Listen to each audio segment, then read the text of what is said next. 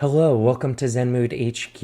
If it's your first time on the channel, please be sure to like and subscribe so the algorithm sends you this way again.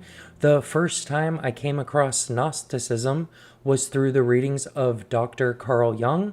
I was quite confused the first time I read the Seven Sermons to the Dead, and I came across the lore behind his magical ring, his Gnostic ring, and I really went down quite a rabbit trail just to understand what Jung was writing about.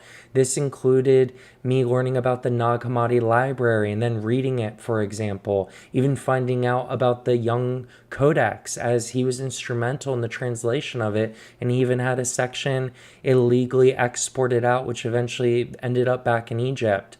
This text is a very real treasure. I use the word treasure very, very carefully, as this is precious to me. I came across Miskatonic Books who had it for sale, and I literally jumped, as this has been on my radar for quite some time.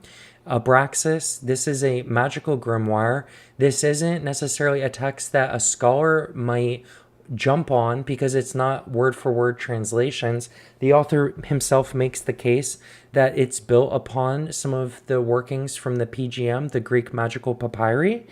And as far as this text goes, though, it's really a treasure for those that are going to actually want to use it, as this is written for the working magician, the working magus.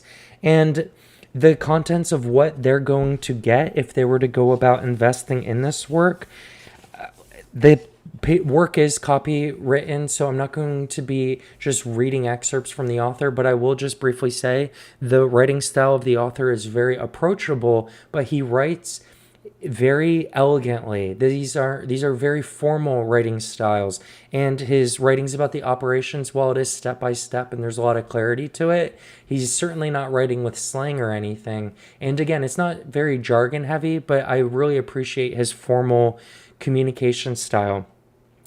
But as far as the contents go, if one were to go about this, this has protective magic, love magic, wealth and prosperity magic. There is a section on baneful magic, curses. That might not be for everyone, not really of interest to me, but it is in there. But what was fascinating to me, and the real treasure, is in the transcendent section. This is for the one practicing theurgy or the more mystical path. And this even has a ritual for getting in communication with Abraxas himself. This has as well even how to construct Abraxas stones, which archaeologists have been able to find now. So this is a wonderful work. Aesthetically, it's just gorgeous. There was 200 of these copies that were made, at least in this type of hardcover edition, with the beautiful burgundy leather, the gold embossing, with Abraxas right here, with the Yao EAO on this shield here.